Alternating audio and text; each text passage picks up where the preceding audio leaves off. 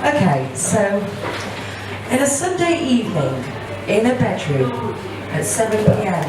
in 1982, a 12-year-old girl was listening to the radio station. That 12-year-old was me. The radio station I was listening to was Radio 1. More importantly, the radio presenter was Annie Nightingale. Annie Nightingale broke the boundaries of being a radio presenter because she was the first female presenter on Radio 1. She remains the longest serving radio presenter on Radio 1 now. She's also the only female radio presenter that's received an MBE from the Queen, in the world, that is.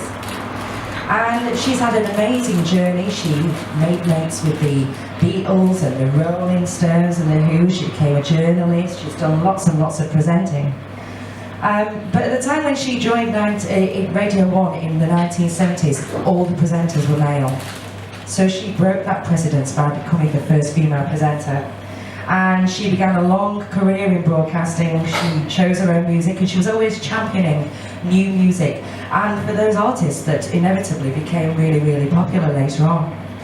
And she had this signature thing that she used to do. So the music would start playing at the beginning of a show and she would say a word until just the second before the vocals were about to kick in, and then she'd go, "Hi." And I loved that. She was my best friend on the radio. And I used to sit there with a notebook writing about the music that she was giving to me, the information that she was giving me. She explored music with me. And I became obsessed with it. Lots and lots of things that I ended up doing. Through my love of music, I ended up playing instruments, going travelling the world, playing in various contests and things like that. And I never lost my passion for music. Now the thing is, Annie Nightingale's still going now. She actually had a show on at 3 o'clock this morning on Radio 1. She's 74 years of age.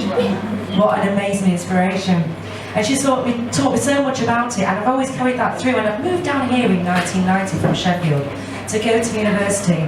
And I met a great group of creative people. We put on club nights together, festivals, exhibitions, surrounded myself with them.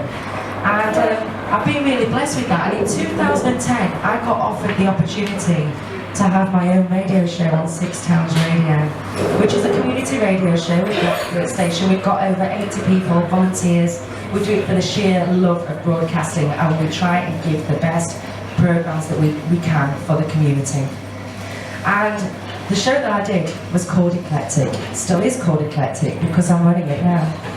And it aims to educate and entertain and inspire people to do their own crate digging like I did, finding out all about that music. It was nerve-wracking doing my first show. The night before, I was seriously wondering what I was doing, and when I got behind the mic and I said my first words, I was terrified, but then it felt like putting on a comfortable pair of slippers, and it's just felt like home ever since for me. And an incredible feeling to be on the other side of the microphone and being able to do for listeners what Annie Nightingale did for me. A few months later, I got offered another show. They said, "Do what you want with this one." I went, "Okay." Arts and culture. I'm really into arts and culture. I don't see anything happening here in Stoke-on-Trent that promotes everything that's going on. And so it's all about arts and culture. It's called the Culture Club, funnily enough. So much creativity in this city and people don't know about it. So it's about showcasing this amazing creative talent. Could be groups getting out to the community, could be people getting together, painters, photographers, all of those kind of things. We have them all on the show, and it's all about promoting those things.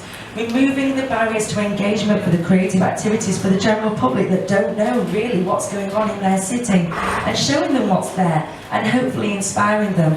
When we get guests on the show, I want to know their stories so that people can hear how they started, and maybe they can start to be inspired by it.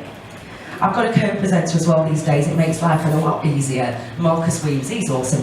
And so together we think we offer a refreshing view of the arts and culture scene anyway. Remove the barriers, remove the elitism. That's what it's all about. And as a result of this, I started my own project, Beauty in Burslem. I'd heard so many great stories, I thought I need to know this myself.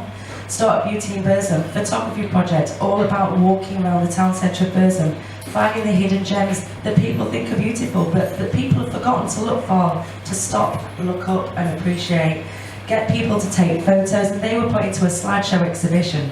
A slideshow exhibition which meant that people that had never exhibited work before could take part in this, local communities coming together, not having to be a professional artist or anything like that. That's not what it was about.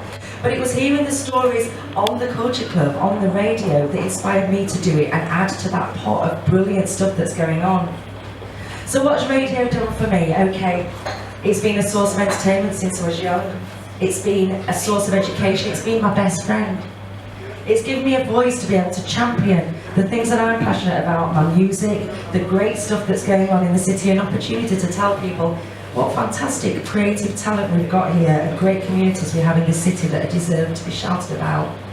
And that all started because of a woman in the 1980s and a radio.